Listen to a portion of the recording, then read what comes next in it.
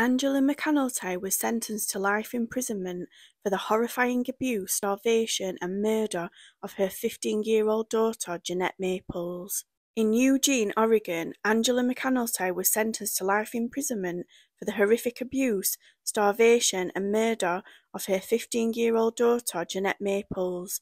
The case has been described as one of the worst cases of child abuse in Oregon's history. Jeanette's tragic story began when she was born to a mother who was reportedly addicted to drugs. Angela McAnulty, her biological mother, was unable to care for her, and Jeanette was adopted by a couple in California. However, when Jeanette was 11 years old, her adoptive mother passed away and she was returned to Angela McAnulty's custody. Life with her biological mother was nothing short of a nightmare for Jeanette. According to court documents, Angela McAnulty subjected her daughter to relentless physical and emotional abuse. She starved Jeanette, beat her, and even chopped off her hair. Jeanette was not allowed to attend school, and she was forced to stay in a room with boarded-up windows. In December 2009, Angela McAnulty called 911 to report that Jeanette was unresponsive. When paramedics arrived, they found the teenager unconscious and severely underweight. She was rushed to hospital where she was pronounced dead.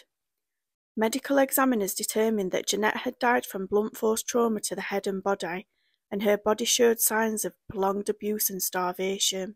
She weighed just 50 pounds at the time of her death, and her body was covered in bruises, cuts and burns. Angela McAnulty was charged with aggravated murder and sentenced to death in 2011. However, in 2019, a judge overturned her death sentence, citing issues with the defence's handling of the case. She was re-sentenced to life in prison without the possibility of parole.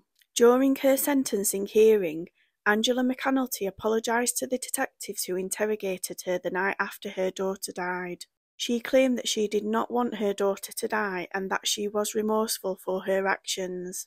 Jeanette's tragic death served as a wake-up call for Oregon's child welfare system, which has since implemented several reforms aimed at preventing similar cases of abuse and neglect. The case also prompted the passage of Jeanette's Law, which requires child welfare workers to conduct in-person checks on children in foster care and mandates that child abuse investigations be completed within 30 days.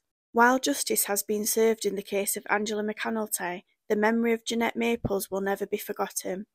Her tragic story serves as a heartbreaking reminder of the devastating consequences of child abuse and the importance of protecting vulnerable children from harm.